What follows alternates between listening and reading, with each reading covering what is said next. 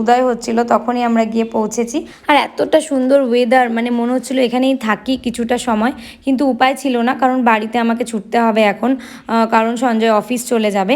তো এবার আমরা বাড়ি যাব। আর বাড়ি যাওয়ার আগে এবার আমি সঞ্জয়কে বললাম, আজকে আমি বাড়ি গিয়ে তোমাকে ব্রেকফাস্ট করে দেবো না, আমাকে মানিক কাকুর দোকানে নিয়ে চলো, ওখানেই ব্রেকফাস্ট করব। এবার মা কাকিমুনিরা ওখানে কিছুটা সময় কাটিয়ে তারপরে বাড়ি আসবে, মাদেরকে টাটা করে আমরা এবার চলে যাই ব্রেকফাস্ট করতে। সত্যি কথা বলতে প্রতিদিন যদি আমরা এভাবে সকালে ঘুম থেকে উঠি না, তাহলে শরীরটা সবারই ভালো থাকে, কিন্তু কি করব বলো, অভ্যাসের দাস। আমরা 8টার সময় ঘুম থেকে উঠি, আমি অন্তত 8টার সময় উঠি।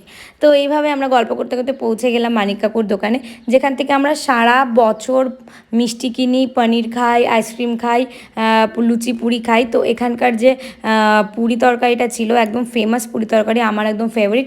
সঞ্জয় মাঝে মাঝে সকালে বাড়িতে নিয়ে যায়, তো তার সাথে আমরা চাও নিয়ে নিয়েছিলাম। তো চা আর পুরি খেয়ে এবার আমার বাড়ি যাওয়ার পালা, কারণ কি